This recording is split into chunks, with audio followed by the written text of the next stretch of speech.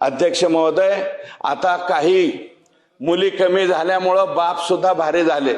बाप सुद्धा म्हणतो आता मुलगा जर गेला तिथं सोयीर एक्झाम व्हायला येवाई, त्याला म्हणतो फक्त माझ्याकडे मुलगी आणि वर हात करतो. अध्यक्ष महोदय, तसं काही दिवसांनंतर मुलीच्या वडिलांनी का म्हणू नये. अध्यक्ष महोदय, आम्ही आता आईचं नाव लावायचा निर्णय घेतला. अध्यक्ष महोदय, आमच्या नावाच्या पुढं सगळ्यांच्या मंत्र्यांच्या सुद्धा पाट्या दिसत आहेत, मुख्यमंत्र्यांची पाठी दिसते. अध्यक्ष महोदय, माग महालक्ष्मी का काय नावाची योजना होती, कुटुंबाच्या 7 बाऱ्यावरती नाव टाकायची.